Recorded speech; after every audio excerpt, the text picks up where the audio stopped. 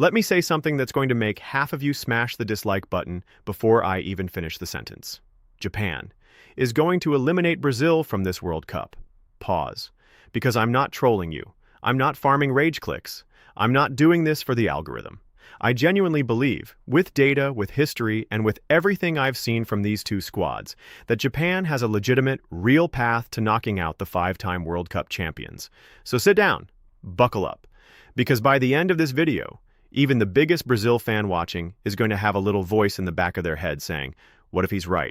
Welcome back. If you're new here, this channel is where we don't do safe predictions. We don't tell you Germany wins it all because they always do, or that Brazil lifts the trophy because they're Brazil. We look at the actual game, the tactics, the data, the moments that the mainstream doesn't talk about.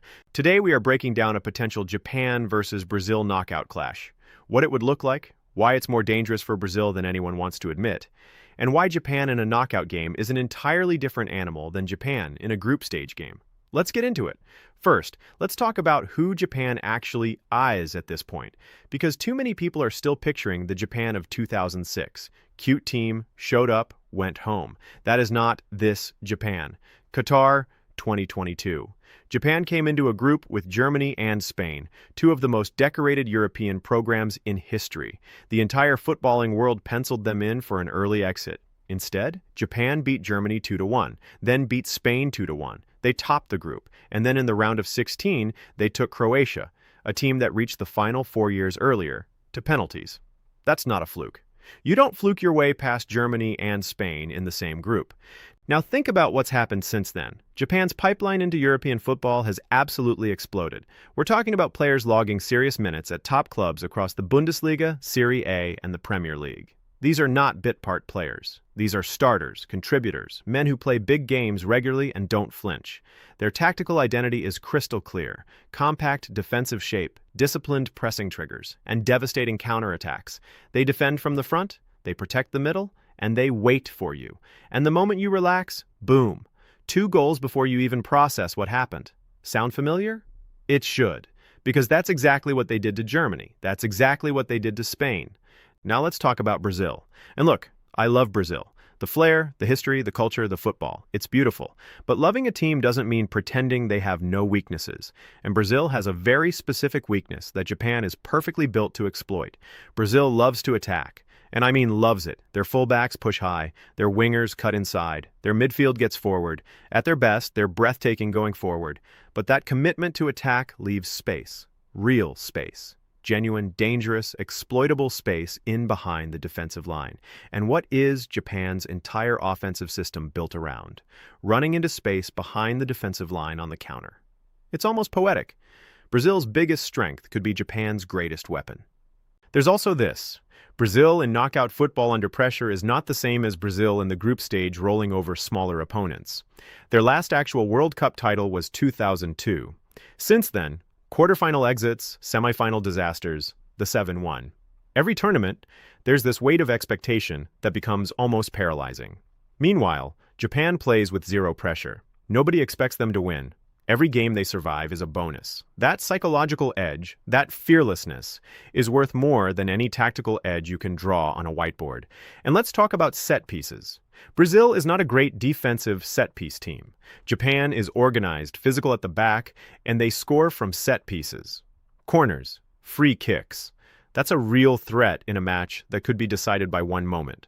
So let me paint the picture of how this game actually unfolds. Brazil starts the game confidently. They dominate possession, because they always dominate possession. They're keeping the ball, moving it side to side, probing. But Japan is sitting in a low block, inviting them forward. There's no panic. Japan's shape is airtight. Brazil gets frustrated. The gaps aren't appearing. The central channels are locked. Their creative players start dropping deeper to find the ball, which means their runners ahead have less support. The crowd, expecting fireworks from Brazil, starts to get a little antsy. Then, minute 58, Brazil gives the ball away, trying to play out from the back. Japan springs the press instantly. 3 passes, and their striker is running one-on-one with the center back. Goal. The stadium goes silent. Now Brazil has to come out. Now the fullbacks push even higher. Now the space behind is enormous. And Japan, calm, organized, disciplined Japan, just waits. Brazil scores an equalizer with 15 minutes to go. It's absolute chaos. Both teams going for it. Game wide open. It goes to extra time. Both teams are exhausted. Japan, with their fitness levels and tactical discipline, hold their shape better. Penalties. And here's where I'll say this plainly. Japan has penalty specialists. They practice this. They prepare for this. In 2022 against Croatia, they hit the post. Heartbreaking. But that experience, that scar, that makes you harder. That makes you better. Brazil under penalty pressure in a World Cup knockout? The history is not kind. For the stats people, yes, I see you. Let me give you some numbers to chew on. Japan's defensive organization ranks among the top teams in international football when it comes to low block efficiency, pressing triggers per game, and transition speed. They concede very few goals from open play against teams that hold possession. Brazil's output against defensively compact teams drops significantly compared to their numbers versus open opposition. When teams sit deep and force Brazil to break them down slowly, their conversion rate falls off a cliff. High possession against a low block, historically in World Cup knockouts, does not guarantee success. Spain, Germany, France. All have been stunned by organized lower-ranked sides in recent tournaments. The gap between Japan and Brazil is smaller than the FIFA rankings suggest. And in a single elimination game, one match, one moment, one penalty shootout, that gap can disappear entirely. So here's where I land. Am I saying Japan will definitely beat Brazil? No. Brazil are still one of the most talented squads on the planet, and they go into any matchup as favorites. But is Japan a team Brazil should genuinely fear? Absolutely. Without question. 100%. The formula exists. The blueprint has been written. Germany and Spain already got the memo. Brazil might be next. This is the World Cup. This is the knockout stage. This is where history gets made, and where legends are born from countries nobody expected. Japan beating Brazil would be one of the greatest upsets in World Cup history. And the crazy thing? It's not even that crazy anymore. Drop a comment right now. Do you think Japan can do it, or is Brazil too good? I want to see this comment section go to war. And if you want to see my full bracket breakdown, every knockout prediction, every dark horse, every upset call, that video is dropping this week. Hit subscribe and the bell so you don't miss it. I'm out. Let's get it.